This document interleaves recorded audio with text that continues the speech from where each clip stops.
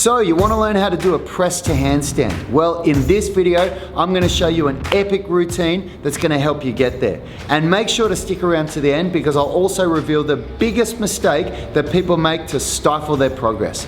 All that and much more coming up. We are the gym that teaches people how to move instead of just exercise because we believe that health is about performance, not just body image. Hi, my name is Rad Burmeister. I am one of the owners and founders of Unity Gym and the creator of the Foundation Movement System. And we're the gym that believes that health and fitness shouldn't be measured by the way you look, but by the way you perform. So what we do is we teach people how to move, not just how to exercise. Now, in this video, I'm going to show you how to do this epic routine for a press to handstand. It's worked wonders for me. I'm 40 years old and I could not do a press to handstand probably only about a year and a half ago. And there's a few things that I've learned along my journey that are really going to help you if you're struggling to get it. And the number one thing is mobility. You need to get really flexible. And if you're not flexible yet, then we've got an awesome mobility routine that you can download. There's going to be a link in the bio here. And what I'm going to do now though is I'm going to show you how to warm up for the pancake. So the pancake is the number one stretch that you need to develop for the press to handstand. You also need good shoulder flexion, the ability to bring your shoulders up here. But what we're going to do now is we're going to start by warming up a whole variety of different hamstring stretches. So we're going to do the Jefferson curl, which it isn't really for the hamstrings, it's more for the spine, but it does the hamstrings as well. It's a great one for the press to handstand. Then we're going to do a straddle weighted hamstring stretch. Then we're going to do a weighted pike hamstring stretch, and we're going to do a couple of rounds of that, and I'm also going to do a little bit of foam rolling on my quads as well. You need to make sure that your quads are feeling good because when you do that compression strength, when you do the press to handstand, if your quads are feeling sore, you're just not going to be able to compress your body properly and get a good press to handstand. So let's get into it. Now when you do the Jefferson curl, you want to start by tucking your chin into your chest, then roll your shoulders forward so that it creates a forward rounding from the neck and the thoracic spine. And then you want to try and visualize that you're rolling down through your spine from the top to the bottom. And in the last possible minute, you start rolling the hips forward. At the bottom, take a breath and allow the weight to just pull you down. Make sure you keep your knees straight at all times. And then when you're on the way up, basically do the reverse. So you want to roll your spine up from the bottom and all the way up to your top so the head is the last thing to come up. For the weighted straddle stretch, it's pretty easy. Just put your legs into a straddle position and let the weight pull you down. The only reason that I'm holding the kettlebell the way that I am in my hands here is because I'm flexible enough that when I'm warmed up, the kettlebell hits the ground. But if you're not that flexible, you can just hold the kettlebell by the handle. Just concentrate on keeping the knees completely straight. And when you're at the bottom, suck your stomach in a little bit. That'll help you to compress a little bit more. For the standing pike weighted stretch, you want to, this one's pretty full on. You want to make sure that you've got good hip flexion here. So you don't want to be doing this if you're not very flexible. There's other stretches that you can do that are better, which is in our mobility routine that you can get. And this one though, when you do it, you basically just want to let the weight pull you down all the way. Keep the knees straight, breathe when you're at the bottom. Lock the knees out and suck the stomach in to try to create that compression. This one's pretty full on, so be careful with it. I'm using 25 kilogram dumbbells here, but I would highly recommend that you start with maybe 5 to 10 kilo dumbbells. It depends on how big you are, how much body weight you've got. Maybe 15 for the really big people. Now that we've warmed up the hamstrings, we're going to move on to the adductors, and they're the muscle groups that run from the groin down the inside of the leg down to the knee. So what we're going to do first is Cossack squats. And when you're doing these Cossack squats, there's a lot of different ways to do them. I like to keep my feet flat on the ground when I do them. You can turn your toes out. I'll demonstrate a couple of each type here. And what you want to do is really concentrate on having this one leg completely straight the whole time. If you can, keep the supporting leg, the leg that's doing the work, keep that flat with the foot flat on the ground. Force the knee outward and try and keep your body as upright as you can. When you get to the bottom of the Cossack squat, you want to suck your knee into your chest, so it's like you're trying to pull your bum down into the ground. You can do a few reps where you go up and down, and then you can also do reps where you go side to side. And you can do up to 3 sets. I usually just use these as a warm-ups. Now we're moving on to the middle splits, and for the middle splits we're going to do 2 things. The first is eccentric middle splits, so we're going to work eccentric repetitions. Now because we've got AstroTurf at Unity Gym. This works really well with these gymnastics foot sliders. I actually took ours home the other day so that I could train at home, so I have to use these frisbees. But if you check the link in the video here, we've linked where you guys can get these gymnastics foot sliders. They're way better than frisbees, and they allow your feet to basically slide on carpet or AstroTurf really well. They're the best way to develop middle splits. Then what you can also do is isometric holds. So you can see now here I'm doing an isometric hold where I'm basically just holding myself in this position, and I'm going to hold it for between 10 and 30 seconds, whatever I can do.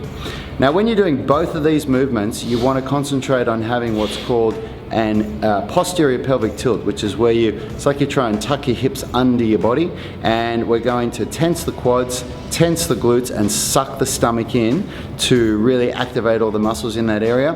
And this is we're gonna do 3 sets of this, 5 to 10 reps on the eccentric middle splits, and then a 10 to 30 second hold on the isometric hold.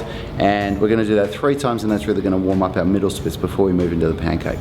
So you can see I'm actually sweating a little bit by this point of the workout, and that's really what you want. If you train in an environment that's a little bit cooler, which in Sydney right now, in Australia, we're just coming into spring, so it is a little bit cooler. I highly recommend that you wear clothes that allow you to really warm up. And yeah, again, you can see I'm starting to sweat now, and that is definitely what you want at this stage of the workout. And last but not least is the pancake. This is the one that everything that we've done before this point is to warm us up to be able to do a good pancake. So now we've got to warm up the pancake itself. So we're basically going to do 3 sets of a weighted pancake. So you get a weight plate. I recommend most people to start with a 5 or a 10 kilo plate. Once you get stronger, you can move up to a 15 or a 20 kilo plate. And what we're going to do is 12 reps, where each 3 reps we're going to change from pulling the toes back to pointing the toes. So you can see here as I'm changing between 3 reps with my toes pulled back and then 3 reps with my toes pointed. On the 12th rep with the toes pointed, we're going to stay there for 30 seconds. And in that time, you're going to tense your quads, push your knees hard down into the ground, and suck your stomach in. So you're trying to create this compression in your body and suck your body down into the ground. There's a few points to remember with the pancake, very important. Keep the hips externally rotated, number 1. Number 2, this isn't the middle splits. You're not trying to do the middle splits here, so it's not about how wide your feet get. You can go too wide. You'll notice here that my feet aren't that wide apart in comparison to how wide I can go with the middle splits. And number 3 is to keep the chest up. You need to keep that chest high. You don't want to be rounding your spine. That's very important. And if you find that you can't do this to the level that I'm doing it at, or even close to it, what you can do is elevate your bum. So if you put something under your bum, you can make the pancake a lot easier. And again, that's something that we go over in our mobility video series. Make sure that at the end of each set of your pancake that you put the weight down and do a few reps doing straddle leg lifts. So you want to basically put your hands between your legs. It's better if you can have your palms flat on the ground. If you can't, you just have your fingers flat on the ground. Keep your chest up, keep your knees completely straight, quads tense, and just lift your legs up anywhere from probably 3 to 10 times. Between your sets of the pancake, you want to warm up your handstand now. So each time you do a pancake, just try and do a 20-second handstand. If you can't do a freestanding handstand, you can use this progression that I'm doing here on the wall, the scissors handstand. And yeah, just do one of those between each set of your pancakes. Alright, so we're all warmed up for the press to handstand now. Hopefully your body is nice and warm and your pancake is ready to go. And now what we're going to do is, this is the actual strengthening component of the routine. So we're going to start by doing a hang press to handstand, which sounds silly, but what we like to do is always do a push-pull variation of everything. So a press to handstand is a push because your nervous system is pushing away from the ground. So what we do first is a pull variation where we're hanging from the rings and our lower body does the same motion that we do in a press to handstand, and it just strengthens the movement and helps us get ready for the press. We also use this to really gauge how our compression strength is working and how well it's coming along. Then we're going to do 3 reps of that. Then we're going to go straight into a wall supported eccentric half rep press to handstand. So what that means is that I'm doing my press, I'm doing the best I can to press up off my toes into the straddle position of the press to handstand, and then I'm not going to go right up into the handstand. I'm going to slowly, eccentrically lower myself down to the ground as slow as I can.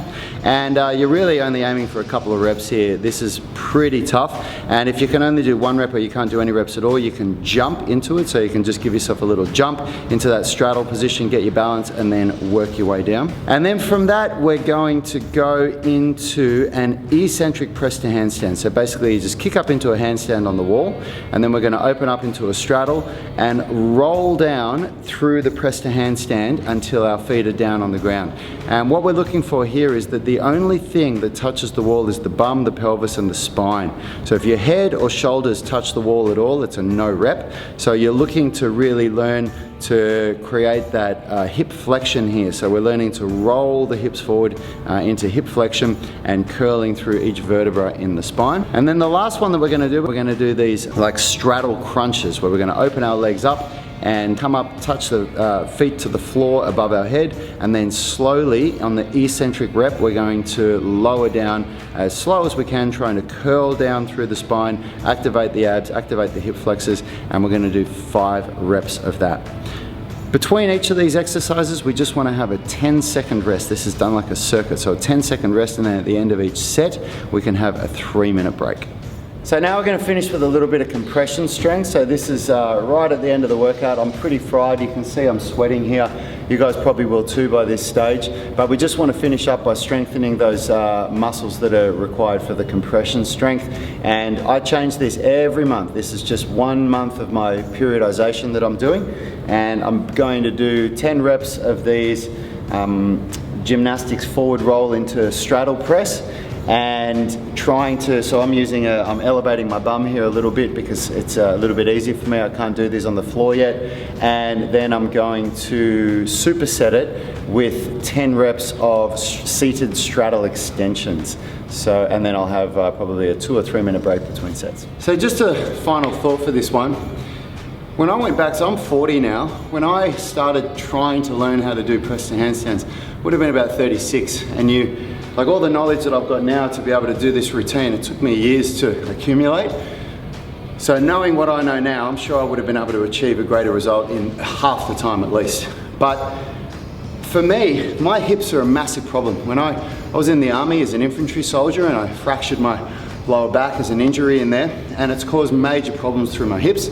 So it's been very, very hard for me to develop compression strength. And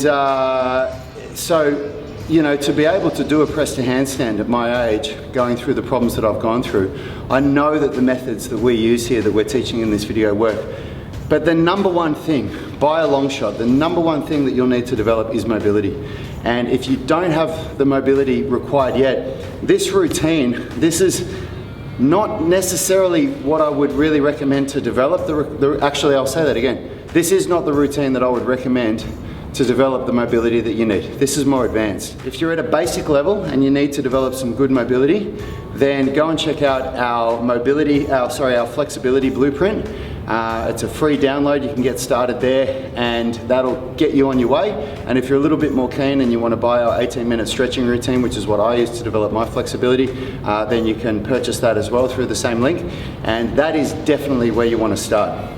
This routine is for people that have developed at least a moderate to a high level of flexibility and mobility, and can already, do a basic handstand, and are very close to or have already got their press to handstand.